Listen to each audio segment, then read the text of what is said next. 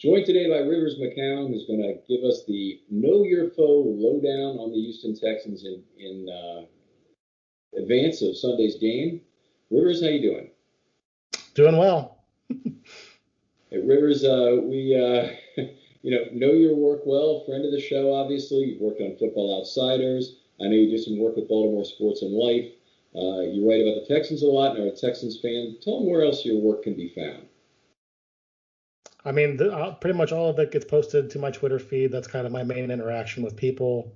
Sports with at Rivers McCown. I post a lot of tweets about press conference videos, and I post all 22 and we have it, which unfortunately is not now.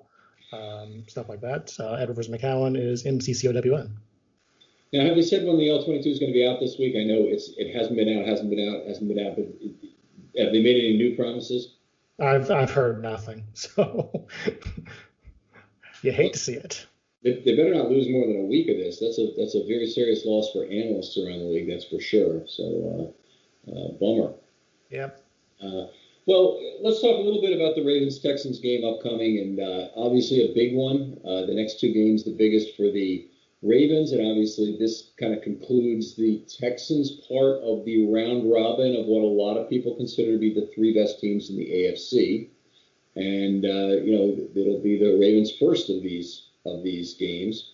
Maybe we're going to talk a little bit about the Chiefs game, but let's start with the offseason in terms of how you viewed what happened this offseason in the Bill O'Brien regime and the trade of DeAndre Hopkins. Not that I want to pick at any scabs here or anything, but take us through a little bit of that from a Texan fan's perspective. Sure. For about 4 weeks after the Hopkins trade, everybody hated everything, which is pretty rare these days. I feel like most trades, most acquisitions, you've got at least, the what am I looking for? The people who just are against anything that's the popular norm.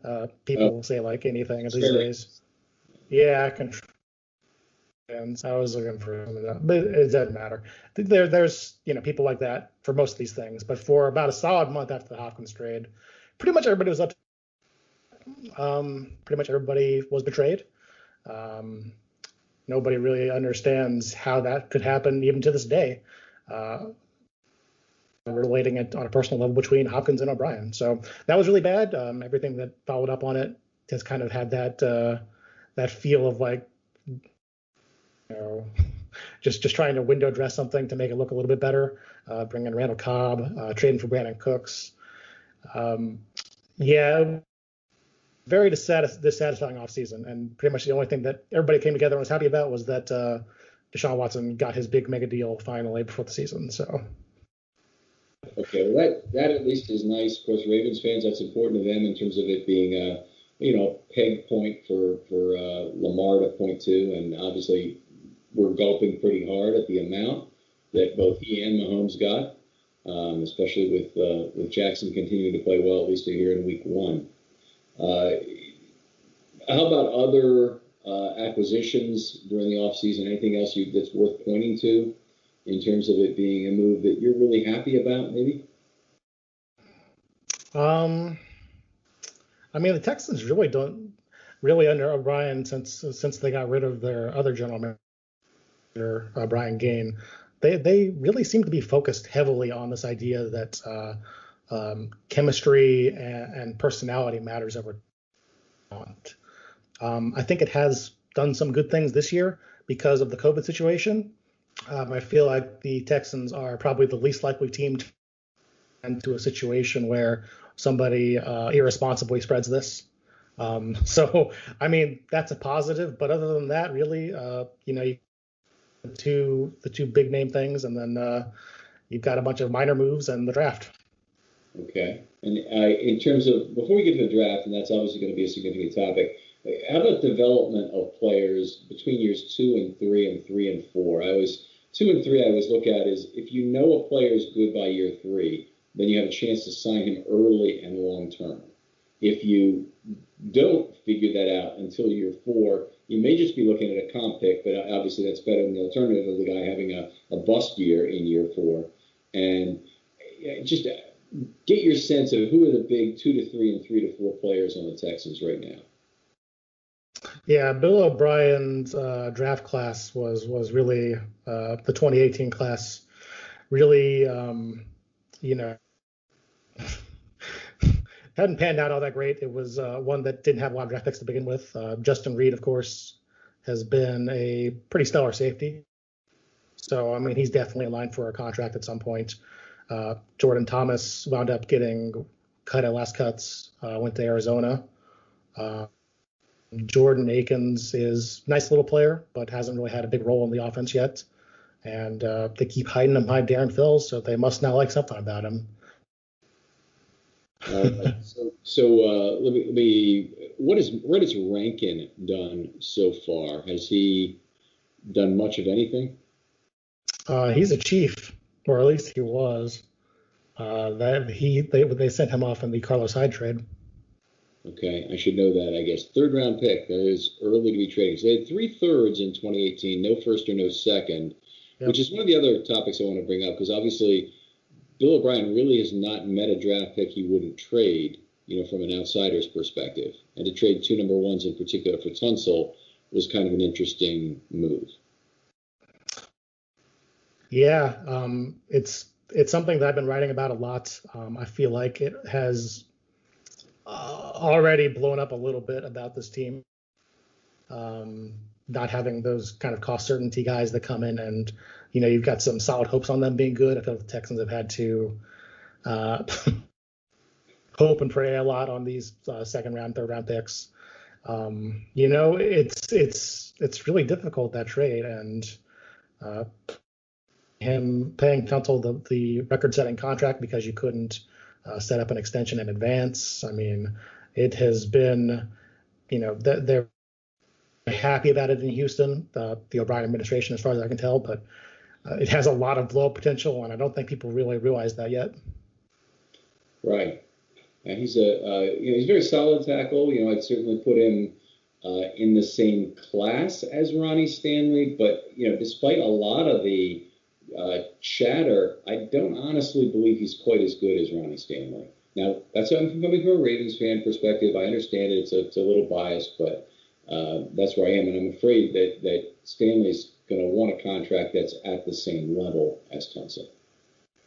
I mean, he should. Tunsil last year led the league in false starts. Thought that there was a vendetta against him for false starts, actually, from the league. And,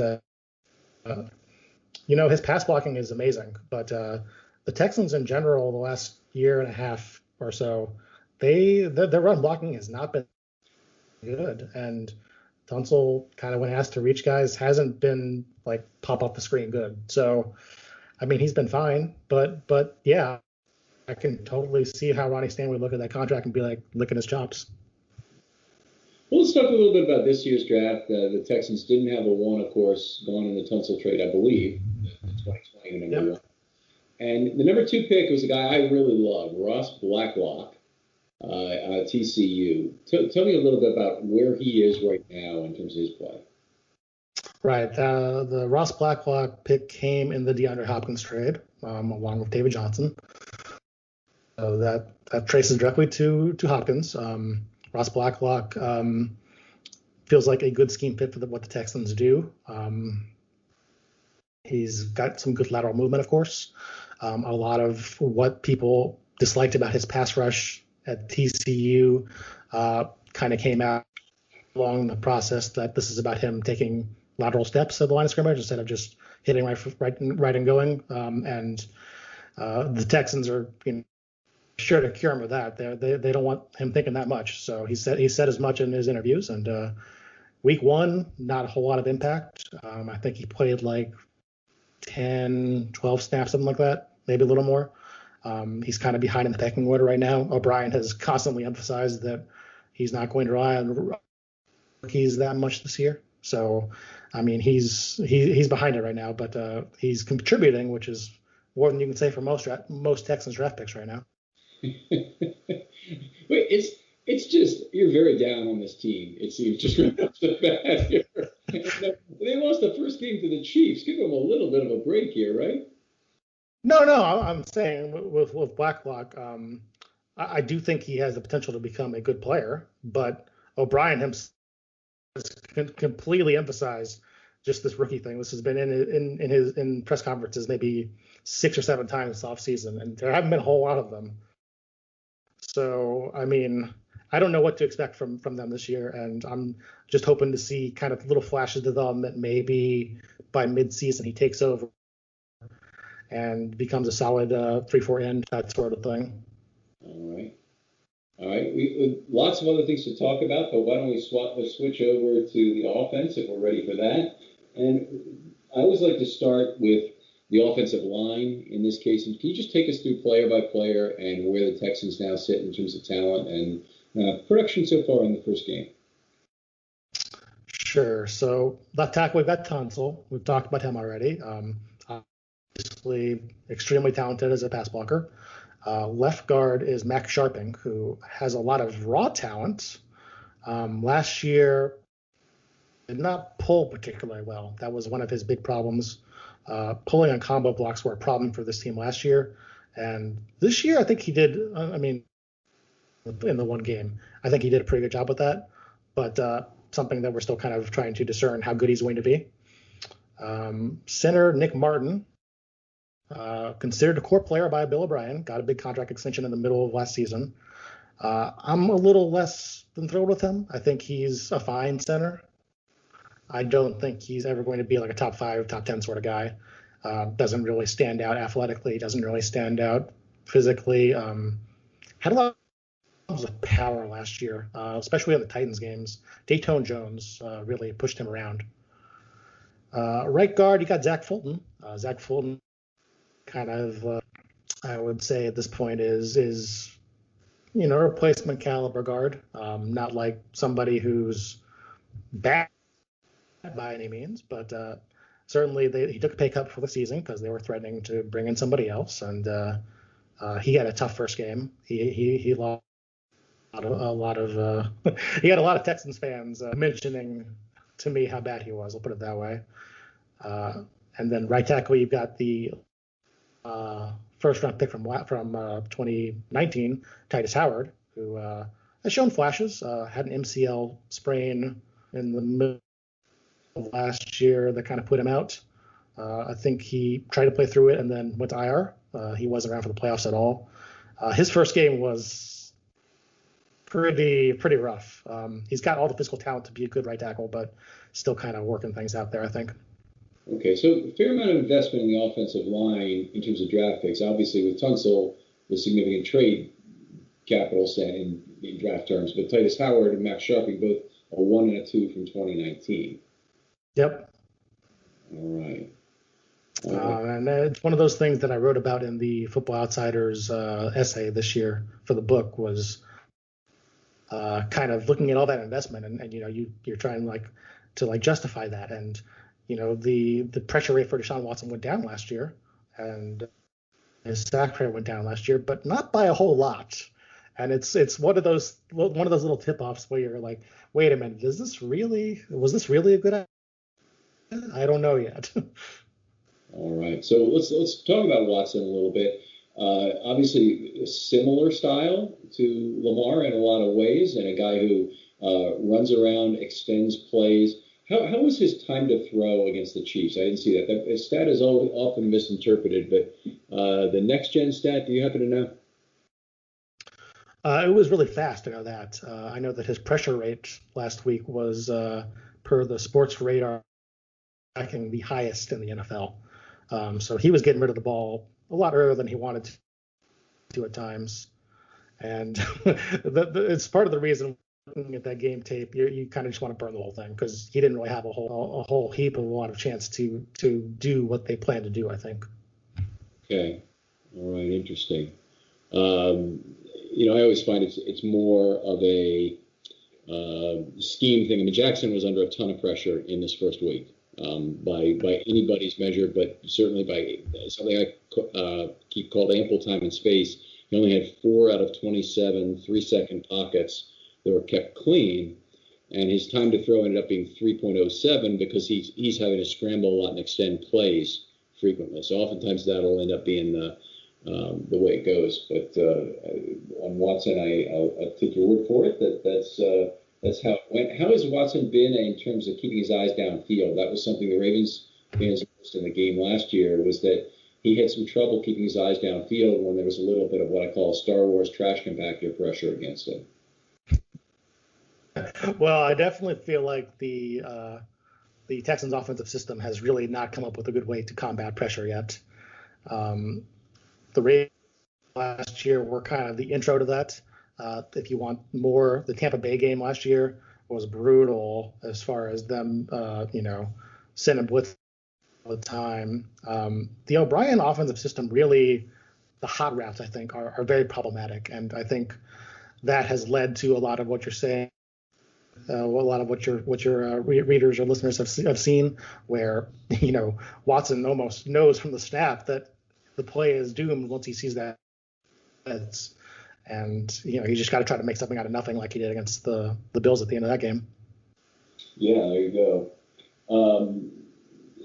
Is there anything about his future or his usage currently that you're concerned about, and that you mentioned that they really haven't come up with a scheme to handle pressure? That's really, in a lot of ways, an offensive line thing, but it also can be a play calling and offensive design thing to try and just work around that your offensive line is not going to be that good. You got to live on the run. You got to do things.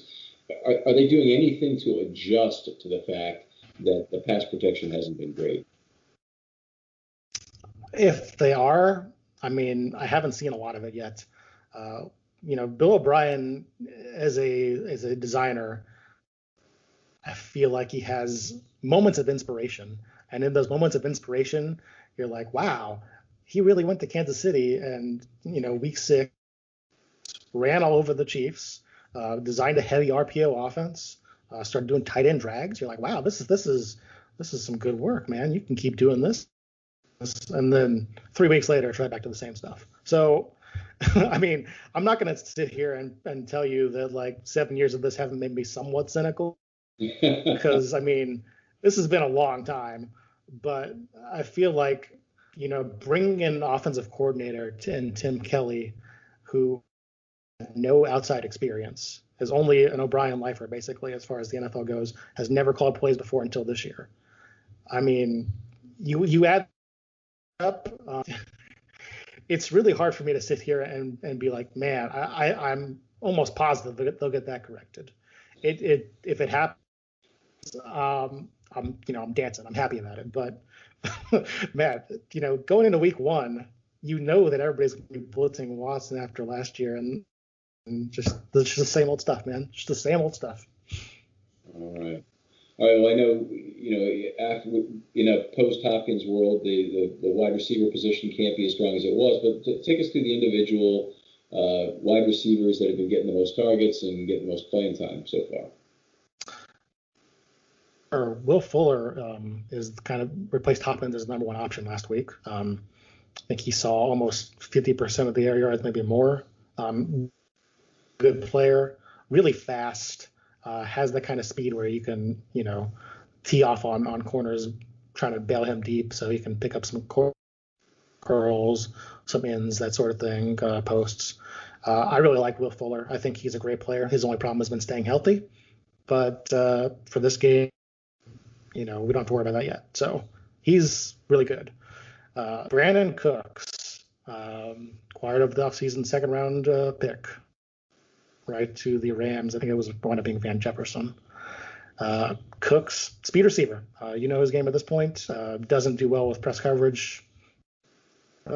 Needs manufactured touches to really work at his peak, I would say. But not a bad outside receiver for sure.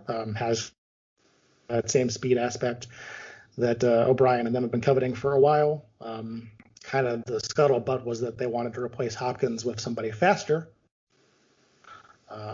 They thought that Hopkins was slowing up on those deep balls, I guess. So, that was the excuse they offered anyway.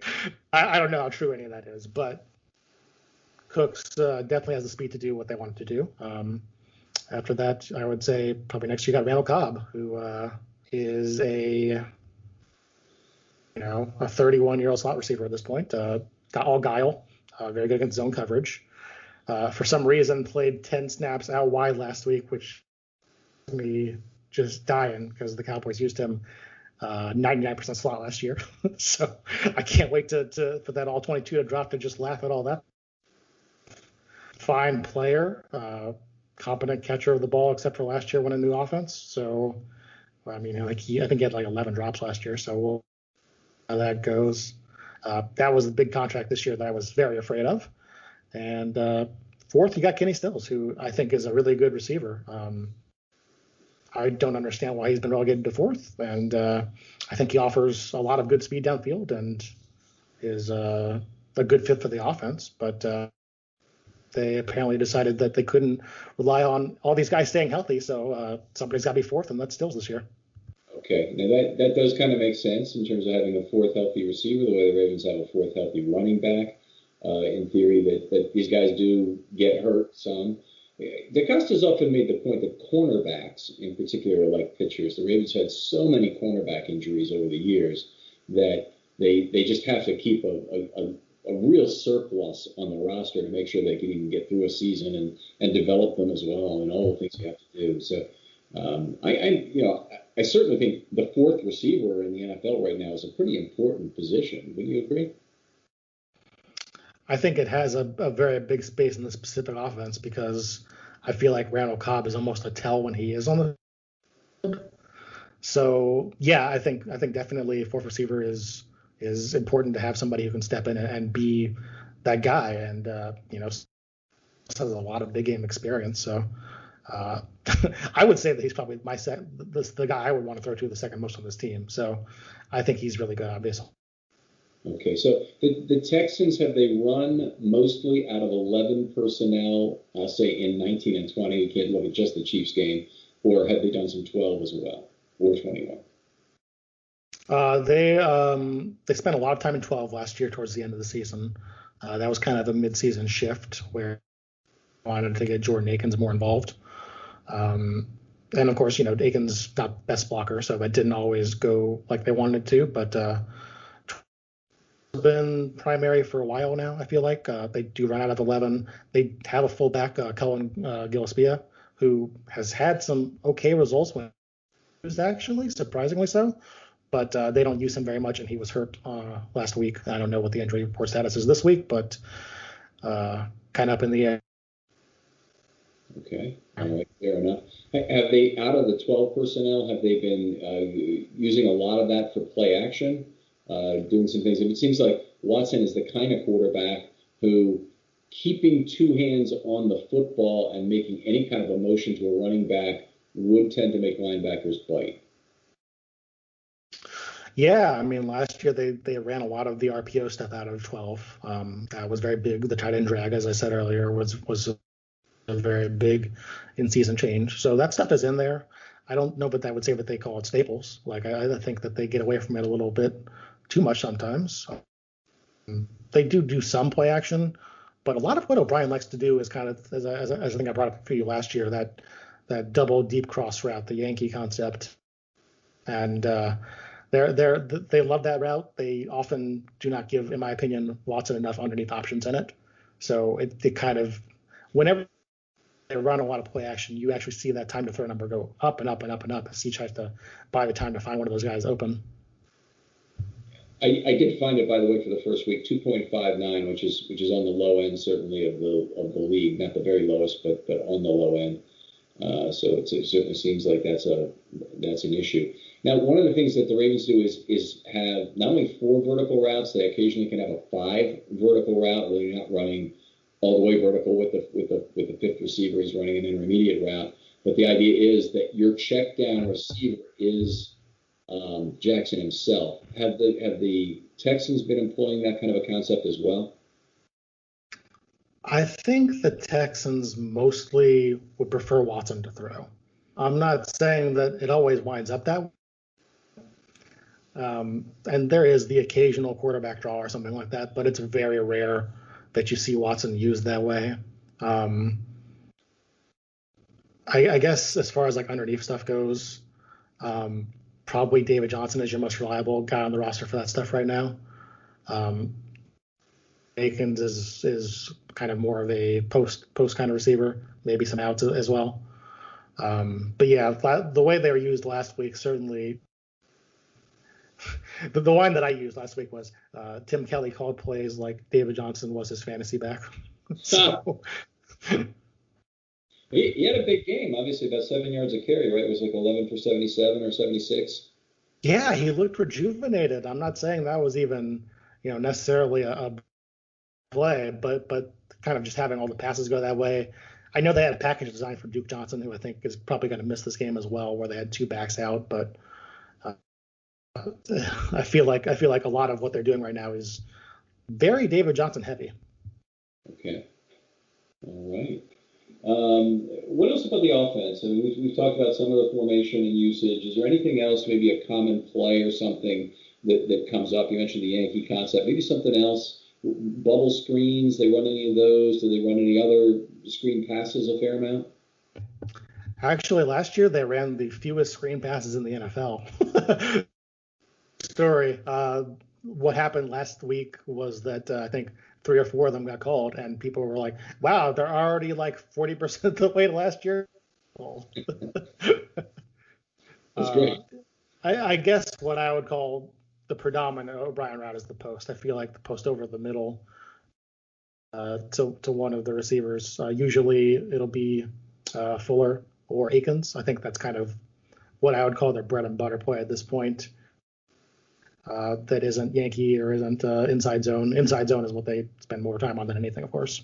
Sure. In terms of the post route, do you think that'll be accentuated? I mean, there's two places on the field that I really expected the Browns to attack. The Browns, very heavy 12 personnel team. And what I thought immediately was that they're going to really try and exploit the area behind the linebackers and in front of the safeties, because Deshaun Elliott is really just getting his first NFL playing time now, even though it's year 3. And in week 1, I thought he was terrific. I mean, they had an unbelievable amount of time to throw. The Ravens threw pressure and scheme at Baker Mayfield. And, I know it's Baker Mayfield, but he had all kinds of opportunity to test that area of the field and couldn't get it done in terms of really even targets, but certainly in terms of completions. Is that an area where you would expect the Texans to attack with 12, or is it an area they can even attack with wide receivers? I definitely think that's something that leans more into their 11 personnel than their 12 personnel. I think the way the Texans will approach this game is kind of it's kind of weird to talk about, because I think the Ravens blitzing, the rate that they do it at, really throws off a lot of what O'Brien actually wants to do. And kind of the counterpunch to that is, you've got David Johnson, right? So in theory, I think the Texan would be best off just trying to run angle routes, trying to have David Johnson and Jordan Akins catch some balls over the middle, kind of in the gaps maybe, try to get some easy yards that way. But I have no confidence that will happen. I don't know what they're going to do. I don't know if they're going to rework the odds or not. So we will see, man. Right. All right. Well, that's certainly something that the Browns did was to hold extra receivers in. I don't know if you track this for various teams or not, but getting home or getting Mayfield off the spot, he still had 44% of these 3-second pockets that I count. So is really all about the secondary maintaining coverage for a period of time and Mayfield not being accurate. So the question I would have is, do you see any of that as a possibility? And maybe do you know, in the Texans case, what their rate of usage of eligible receivers for blocking is?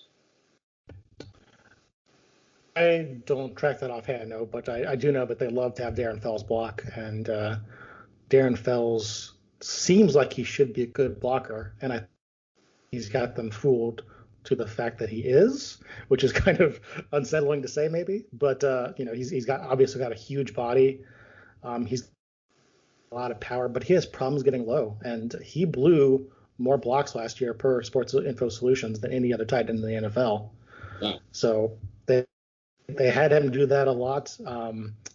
last week against Kansas City on the Tyrann Mathieu the play where he actually hit Deshaun Watson and in motion and got that ball intercepted. That was another one that he blew. That Fells blew. So, like, that's a big thing for the Texans right now. Jordan Akins, who they're using more of, has never been a blocking prospect in any way. He's definitely a one-dimensional receiver who can break some tackles. So I think the Texans are the best way that they can deal with all these blitz packages is to throw it out wide screen or angle route it up. Okay, all right, that makes a lot of sense. Fells in particular is a very hard man to tackle. I remember his catch against the Ravens last year being one of the really ones I didn't want to keep rewatching because he probably broke 4 tackles on the play and was dragging players. I mean, it was just a very impressive, long 15 yards of they couldn't bring him down. You said Fells? I think it was Fells. Yeah, I believe so. Well, I mean, I believe you. My brain rejects all the notions that you provided, but I believe. Okay, but he was with the Texans. No, he was, yeah. No, he's got decent hands. He's not like he's not a guy I want running post routes over the middle. Though the Texans sometimes did that last year, but he's got a lot of power once he's got the ball for sure. I wouldn't call him like an open field make you miss kind of guy, but he's got some power, yeah. Yeah, more like an open field couldn't take him down kind of guy. I'm trying to get the game log on this so I can really get it what the individual play I'm thinking of was. But he had 1 reception for 18 yards, so I guess that's it. but it was a relatively short pass that just kept dragging people, and it all of a sudden was a long play. I would have guessed even longer than 18, but that's got to be the play. Darren Fells. I'm a fan of Darren Fells, the person, and what I like the most about him is that he publicly admitted to The Athletic that he's a bath man. So Darren Fells is a bath man. Deal with it. All righty. Well, let's go over the defensive side of the ball for a minute. We talked a little bit about this, but maybe talk base scheme, most common looks, and I really like to separate, what the Texans, how they like to set up on downs where the opponent might like to run, and then maybe talk a little bit about how they like to set up on more obvious passing downs. Cool. I have no idea. First year defensive coordinator Anthony Weaver strutting in. Have you heard of him? I have not. Anthony, former Raven. Oh, that Anthony Weaver. Okay, sure. Yeah.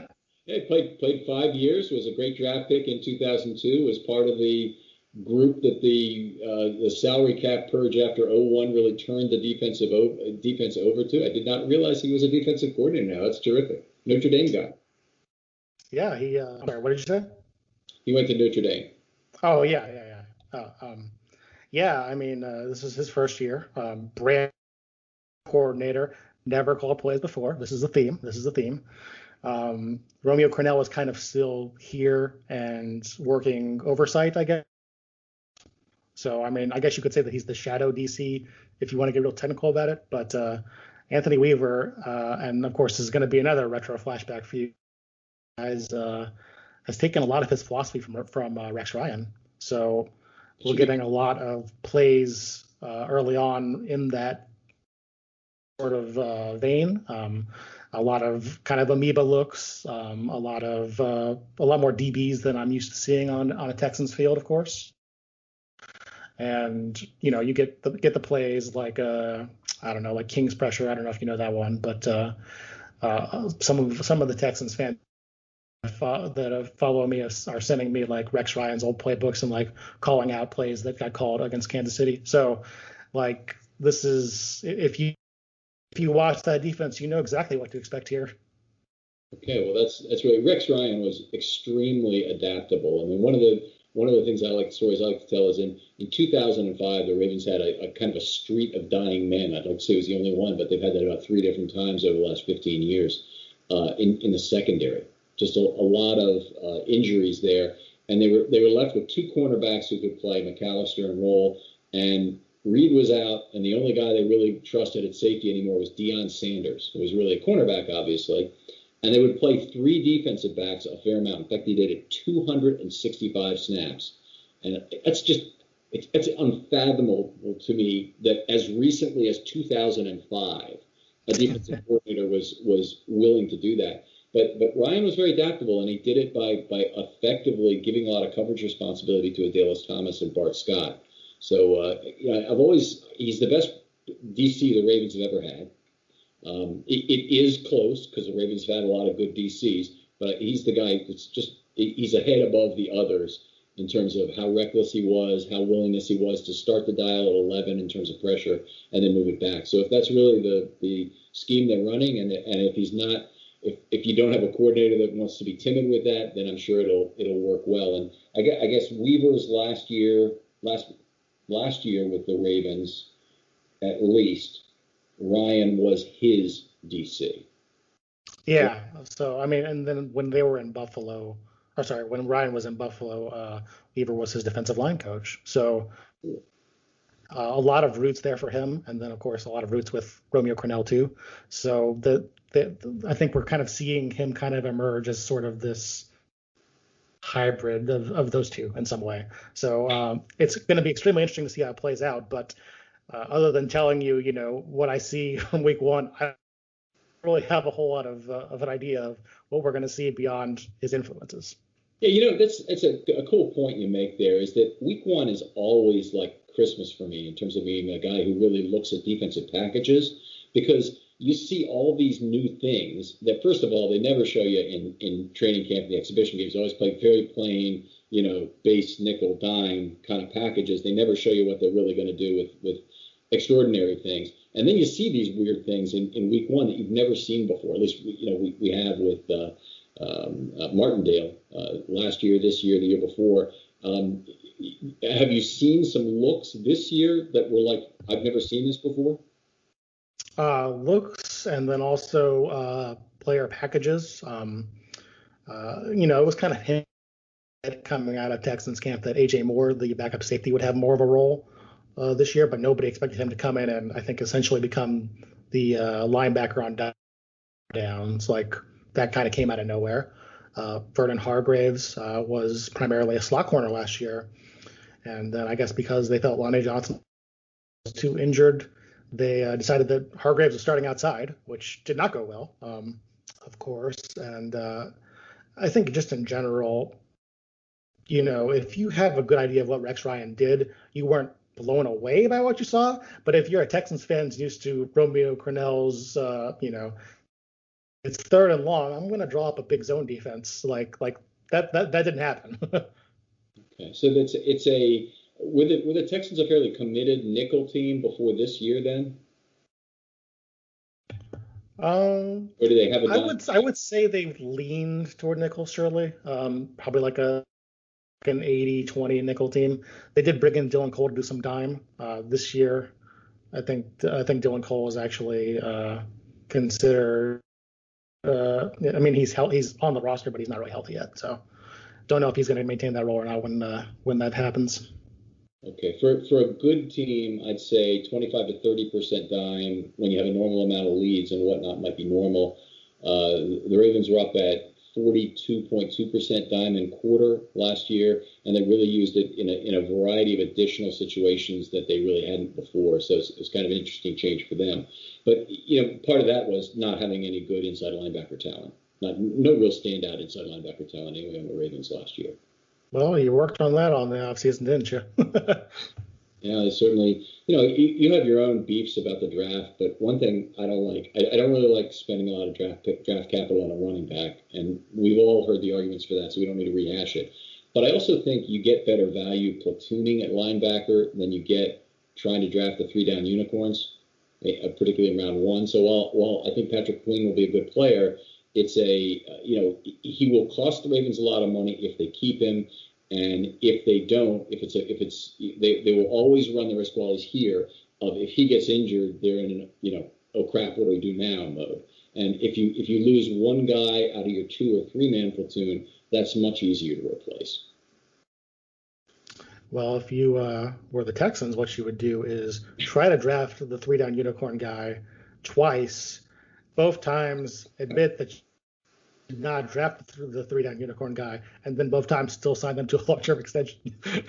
There you go. So I saw the big contract that Cunningham had, and you and I have had some discussion about it already. You think it was a little rich, but not unbearable, honestly, in his case. You're being a little bit negative on this, and you represent your team, buddy. I know you love these guys. I mean, it's Cunningham. You think it was a terrible signing, just slightly overpriced, right?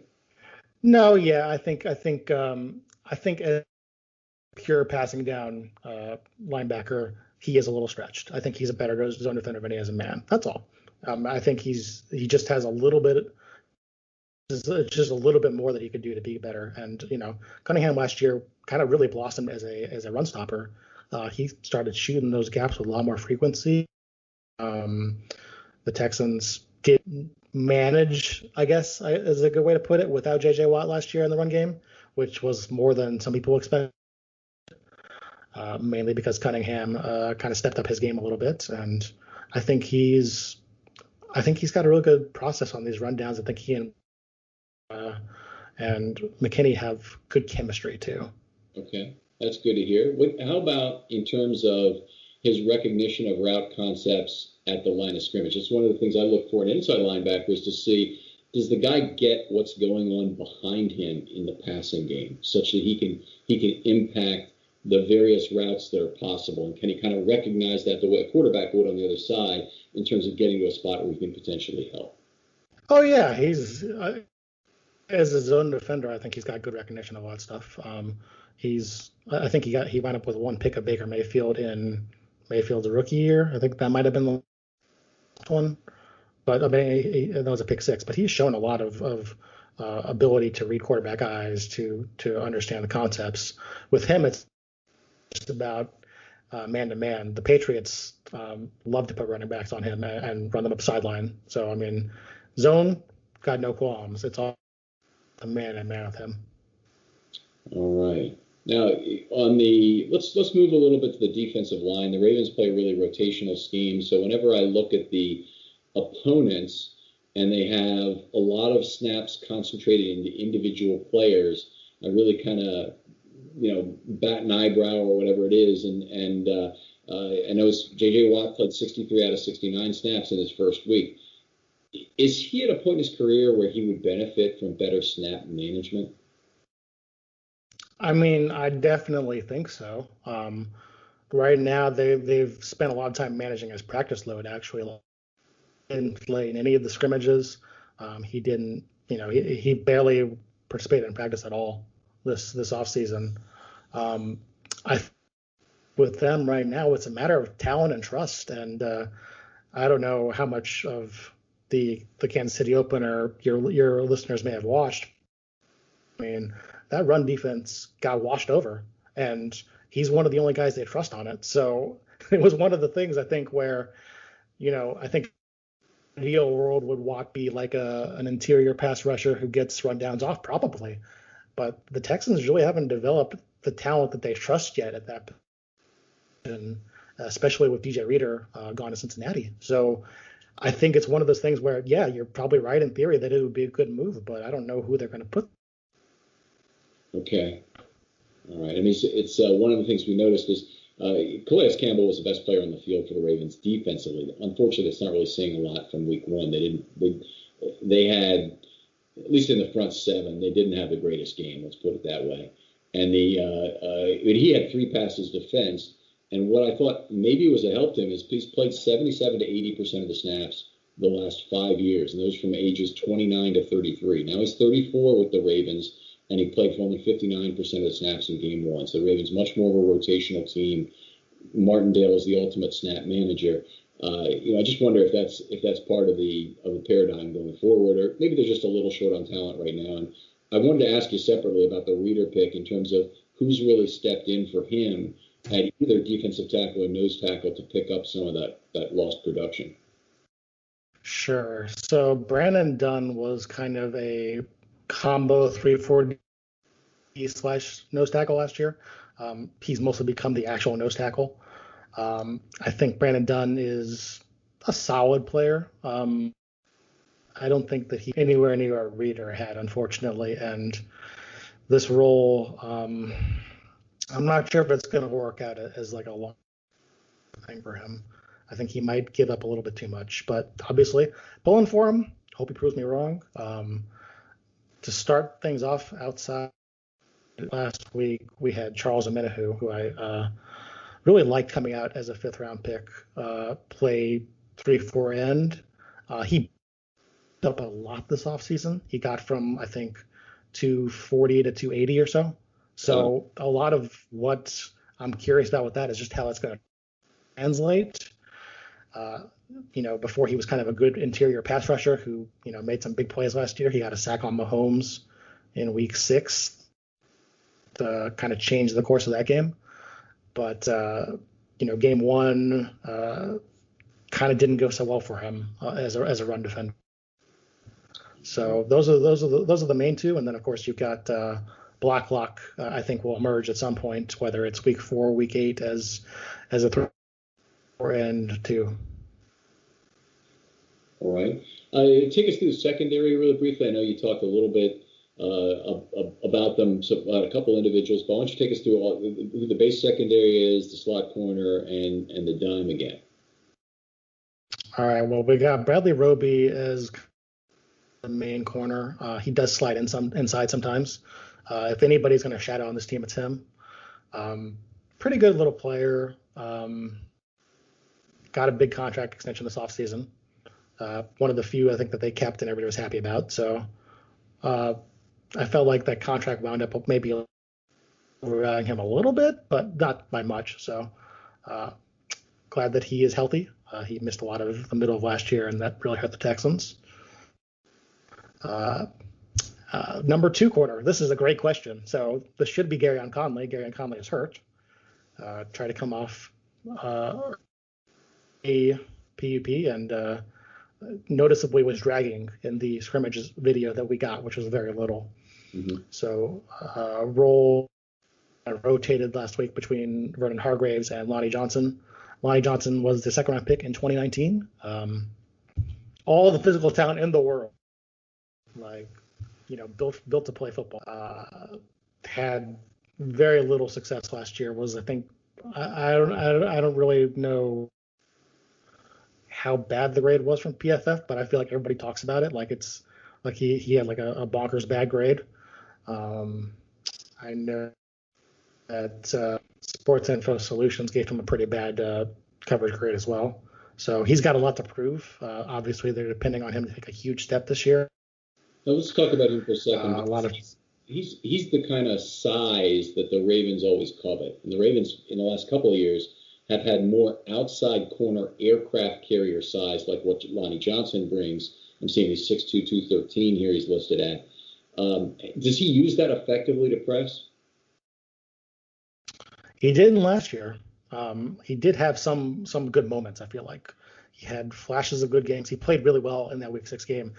Bringing up Kansas City, he did some good stuff on the outside there with Sammy Watkins and Demarcus Robinson as well, I think. Played pretty well in that one. But in general, kind of a tough player to get your mind around because I think his footwork was really poor last season. And he actually spent the offseason working with a footwork trainer, trying to get a little bit better there. So this is a guy who was on the injury for the hip. That kind of contributed to him not playing a whole lot the first game, but then they played him in the second half for I don't know why. I don't understand. We're looking forward to seeing what happens this year of him. Okay. How's he as a run defender? Is he a good support player there at that kind of size? Oh yeah, I think he's pretty good at that stuff. Seen him make a few big tackles. He's not Kareem Jackson yet. Kareem was one of the greats in that area for a long time for the Texans, but he's pretty good. Okay. All right. So we talked Hargraves, right? Mm-hmm. The fourth DB who played a lot last week was fourth round pick John Reed. Kind of thrust into a slot role right away. I was really high on Reed coming out. I think he's got a great story. He, takes apart computer and all that stuff. Like he seems to study the game intently to the point where every press conference he gives, he's telling you about, maybe giving up a little bit too much information. Coming out, he talked about how Penn State kind of switched to cover 3 a lot in his last year there. So he spent a lot of time, picking the best cover 3 corners that he could to learn from, like Tre'Davious White was one that he named. So, I mean, I think he's got a good chance, good slot corner. First game against the Chiefs, a little bit rusty, a little bit, I think he's got a lot to grow on there, though. Okay. This secondary, as you're calling it out, how do you expect them to line up against the Ravens? And will there be any follow player for Marquise Brown? Would be the first question. And how else do you defend Mark Andrews in this situation? I think that last week that they really want AJ Moore to be that guy to defend Mark Andrews. He spent a lot of time on Travis Kelce, not always successfully. But is actually more of a special teams guy who kind of made an impact last year as a pass rusher. So I think they want him to be that kind of versatile guy who can do all this stuff. I'm not sure if he's quite going to be the pass coverage defender they want, though. So I think you probably see some of that on Mark Andrews. I think if they do chase Marquise Brown around, I think that they will use Roby. Kind of what they did last week, actually, was fascinating in a way because they held the Chiefs to a very low average pass depth. Like they were completing on, I think it wound up being like 4.4 or 4.6 air yards per attempt, and they totally kept Tyreek Hill from going anywhere. But the cost of that was, having those safeties deep game. They got chewed up in the run game, and they got chewed up underneath. Yeah. I remember seeing that. I mean, one of the things that really stood out about Mahomes is he was getting the ball off very quickly. And that's a big transition for him to going to being a guy who loves to extend plays and be a gunslinger to a guy who really wants to be more like Manning or Brady in terms of doing quick reads right off the bat and getting that ball out on the slant or on the screen or whatever it might be. So I'm very curious about this game in particular because, as I told you, we've got a rookie defensive coordinator. We have 1 game of play calling data. I'm sure that he's seen kind of how Cleveland locked down on the run game for Baltimore. Mm-hmm. I'm sure he's going to study that intently because I feel like how bad the Texans did against the run last week. It's going to be a big point of emphasis. But I'm also not sure if he's going to play the game where he's going to let Cleveland's kind of defense let Lamar Jackson see what he can do, or if he's going to play the game where he wants Lamar Jackson to march up and down the field 5 yards at a time. And I can kind of see arguments for both of them. So, this is kind of weird territory. So I'm not sure what's going to happen. Well, you seem really down on the Texans right now, so I'm going to give you a bone here that you're going to really like. Is Ronnie Stanley didn't practice today on Wednesday, and the Ravens' offense is tremendously limited with DJ Fluker at left tackle. In fact, I'm not even sure if they can go through another game with him at left tackle. So, they don't have a lot of options, obviously. They only had 2 tackles on the entire roster. Their third string tackle that I thought was going to make the team was Will Holden, who has now been cut by his 7th team for the 8th time in a 4-year career. But he's a 5th-round draft pick of Arizona in 2017. And, that's the best option they have as a backup left tackle right now, in my opinion. He's sitting on the practice squad. Any team could claim him right now because they just unprotected him this week. And I think he might be the best option they have at left tackle. So the Ravens' offense very limited without Ronnie Stanley there. And I think that the other thing that in week 1 really didn't show up is they didn't play a lot of the pistol and power read plays that they had before. In 2019, they played many fewer of them. Many more cases where the back is lined up to one side instead of in the pistol. And honestly, that's just not their normal way of doing business. It doesn't give their double teams in the middle long enough to develop while the mesh is kind of being played out by Jackson and the running back. So, and that was disappointing to me. And I'm thinking playing against J.J. Watt this week, one of the things they need to try and do is freeze him by going back to more of those read option plays. And I just don't know if they can do it when on the other side you've got the kind of weakness that Fluker presents. Yeah, that'll be an interesting one. And also where they line J.J. Watt up, because for the first time in a while last week, we saw him get some snaps inside. I know that I sound very down on the Texans sometimes, but I actually am a little bit optimistic about what Anthony Weaver did in his first game. I'm kind of curious how he's going to approach this, because he seems like he's a guy who actually looks at the full toolbox before he decides, I'm going to put this guy here and this guy there. So, I mean, the way it would have been last year is J.J. Watt would have primarily lined up over Zeus Brown, and we would have had Whitney Merciless dealing with DJ Fluker in this case. So I'm not entirely sure how they're going to do that this year. Whitney Merciless's first game was pretty brutal, if we're being honest. I think he had a 0% pressure rate in like 40 snaps. Wow. It was bad. It was pretty bad, but maybe he can rebound. He has been better against worse tackles, as far as I've studied, markedly so over his career. So maybe getting Fluker outside would be what they need to get him going. All right, fair enough. Well, let's wrap it up here and say, who's the one player you think that matches up well against the Ravens in this game and could give him trouble, offensively or defensively? But pick one. Okay. I think I will pick Jordan Akins. I think Jordan Akins is a kind of player that the Texans need to feature to win this game. I think he needs to get targeted off the line of scrimmage a lot more than he has been, and I think he's got kind of the tackle breaking ability to make the Ravens pay for those blitz schemes that they like to employ so much. Okay, that's a good pick. I can count on you, Rivers, to not pick an obvious one, but that's a good one. I think we should watch Watson. He's a pretty good player. Who knows what'll happen? Yeah. All right. No. Well, one more time, your Twitter handle, easy to remember, at Rivers McCown. Anything else you want to plug right now? Sure. RiversMcCown.com is where all the Texans analysis is. I'll be posting a big preview for this game sometime Thursday. So, boy, I should get on that, huh? All right. Well, thanks so much for joining us. Folks listening out there, we have a couple of mailbag questions. Let me do that before we let you go here, because I did want to make sure we do that. One of them was actually really good, and I want to get to that. Here. Okay. What would be the best adjustments to make if Stanley can't go Sunday? We'll handle that otherwise. Stephanie Stradley said, "Oh, I know." And I know you did. She's great. And this matchup, what specific things would you like to see the Texans change for this game?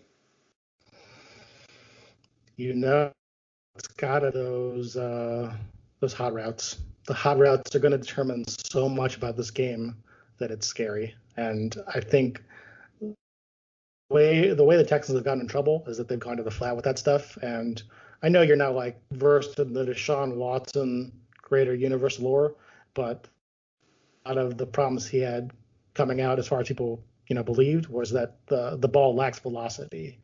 And I think there is some truth to that. The ball does lack velocity. It doesn't prevent him from being a good quarterback. It doesn't prevent him from being a good deep ball thrower even. But kind of those snap throws, like right to the hashes, are he's a little bit rustier on those than I think, an Aaron Rodgers or a Matthew Stafford would be. So a lot of the hot routes that wind up, being flat, being a quick out, are tough for him. And I think the Texans need to adjust those hots to have a chance in this game with how the blitzing with Baltimore. So that's an interesting thing, because normally a big quarterback like him, I do not associate that with weak arm strength, and I certainly don't associate weak arm strength with him in general. So is this just a short arming the throws, or there's a weight transfer issue, mechanical issue of some sort? No, something where at the combine they measured his ball at like I want to say it's like 25 miles per hour. It was a really stupid controversy for a little there, and kind of the way it wound up was it didn't actually matter as far as his quarterback play. But I do think that compared to some of the elite plus arms in the game, that he does he does have more problems throwing to his quick outside. Okay. All right. Well, that's interesting. I've never heard that about him. Anyway, thanks again for joining us, Rivers. We greatly appreciate that. Anytime you're on the show, it makes it a good one. And please, when we ask you again, hopefully you'll be more positive about the Texans, not because of this game, but because of their other playoff appearance and whatnot that's sure to come. But really appreciate you coming on again, buddy. You are really optimistic, and I need that in my life right now. And of course, I book all of Ken's other guests. So if you don't know that, I'm the brains behind that. That's absolutely true. Rivers is one of several people. Mark Schofield deserves a little hand in this, and Oscar Aparicio, in terms of people that I always ask, who are the good analysts of other teams. So great, and really appreciate all you've done for me in that regard, Rivers. Of course, it's great. I love this podcast, so I'm happy to help out, and hope everybody has a good Sunday. I'm guessing that I'm probably going to have a Sunday where a lot of fans are very upset with the Texans and are really rage lashing out at me. So I hope your listeners at least can do a little bit better with that. Okay, well, I appreciate that, Rivers, and we'll love to talk to you again another time soon. Thanks for joining us here on Film Study. We'll talk to you next time.